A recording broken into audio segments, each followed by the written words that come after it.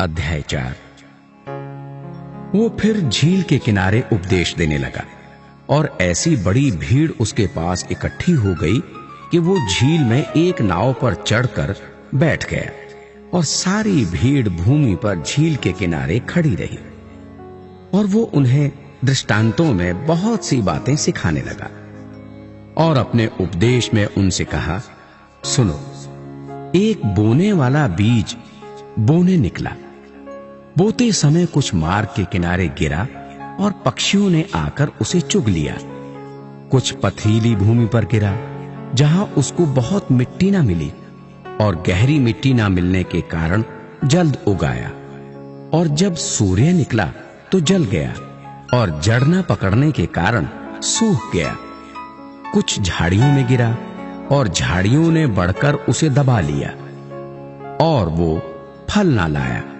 परंतु कुछ अच्छी भूमि पर गिरा और वो उगा और बढ़कर फलवंत हुआ। और कोई 30 गुना, कोई 60 गुना और कोई 100 गुना फल लाया। तब उसने कहा, जिसके पास सुनने के लिए कान हो वो सुन ले। जब वो अकेला रह गया तो उसके साथियों ने उन 12 समेत उससे इन दृष्टांतों के विषय में पूछा। उसने उनसे कहा, तुमको तो परमेश्वर के राज्य के भेद की समझ दी गई है, परंतु बाहर वालों के लिए सब बातें दृष्टांतों में होती हैं, इसलिए कि वे देखते हुए देखें और उन्हें सुझाई ना पड़े, और सुनते हुए सुने भी और ना समझें। ऐसा ना हो कि वे फिरें और क्षमा किए जाएं। फिर उसने उनसे कहा, क्या तुम ये दृष्टांत नहीं समझते? तो फिर और सब दृष्टांतों को कैसे समझोगे? बोने वाला वचन बोता है। जो मार्ग के किनारे हैं जहां वचन बोया जाता है, ये वे हैं कि जब उन्होंने सुना तो शैतान तुरंत आकर वचन को जो उसमें बोया गया था उठा ले जाता है। वैसे ही जो पथरीली भूमि पर बोए जाते हैं, ये वे हैं जो वचन को सुनकर तुरंत आनंद से ग्रहण कर लेते हैं, परंतु अपने भीतर जड़ न रखने के कारण वे थोड़े ही दिनों के लिए रहते हैं। इसके बाद जब वचन के कारण उन पर कलेश या उपद्रव होता है तो वे तुरंत ठोकर खाते हैं।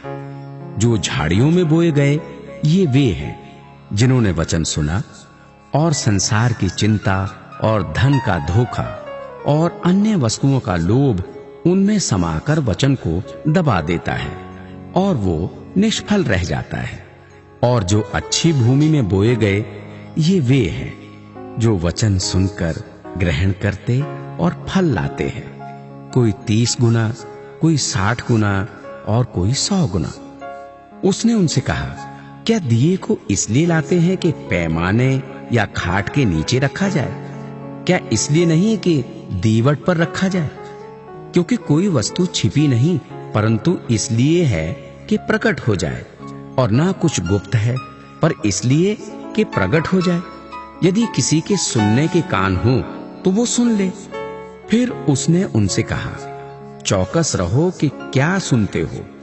जिस नाप से तुम नापते हो उसी से तुम्हारे लिए भी नापा जाएगा और तुमको अधिक दिया जाएगा, क्योंकि जिसके पास है उसको दिया जाएगा, और जिसके पास नहीं है उससे वो भी जो उसके पास है ले लिया जाएगा। फिर उसने कहा, परमेश्वर का राज्य ऐसा है जैसे कोई मनुष्य भूमि पर बीज छींटे और रात को सोए और दिन को जागे, और वो बीज ऐसे उगे और बढ़े कि वो ना जाने। पृथ्वी आप से आप फल लाती है, पहले अंकुर, तब बाल और तब बालों में तैयार दाना। परंतु जब दाना पक जाता है तब वो तुरंत हंसिया लगाता है, क्योंकि कटनी आ पहुंची है। फिर उसने कहा, हम परमेश्वर के राज्य की उपमा किससे दें और किस दृष्टांत से उसका वर्णन करें? वो राई के दाने के समान है। जब भूमि में बोया जाता है तो भूमि के सब बीजों से छोटा होता है, परंतु जब बोया गया तो उगकर सब साग पात से बड़ा हो जाता है और उसकी ऐसी बड़ी डालियां निकलती हैं कि आकाश के पक्षी उसकी छाया में बसेरा कर सकते हैं। वो उन्हें इस प्रकार के बहुत से दृष्टांत दे देकर उनकी समझ के अनुसार वचन सुनाता था, और बिना दृष्टांत कहे वो उनसे कुछ भी नहीं कहता था। परंतु एकांत में वो अपने निज चेलों को सब बातों का अर्थ बताता था। उसी दिन जब सांझ हुई तो उसने चेलों से कहा, आओ हम पार चले।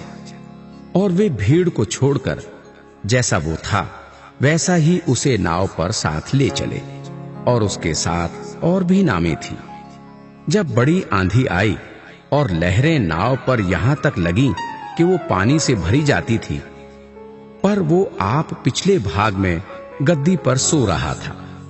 तब उन्होंने उसे जगाकर उससे कहा, हे गुरु, क्या तुझे चिंता नहीं कि हम नष्ट हुए जाते हैं? तब उसने उठकर आंधी को डांटा और पानी से कहा, शांत रह, थम जा। और आंधी थम गई और बड़ा चैन हो गया। और उसने कहा, तुम क्यों डरते हो? क्या तुम्हें अब तक विश्वास नहीं? वे बहुत ही डर गए और आपस में बोले, ये कौन है कि आंधी और पानी भी उसकी आज्ञा मानते हैं?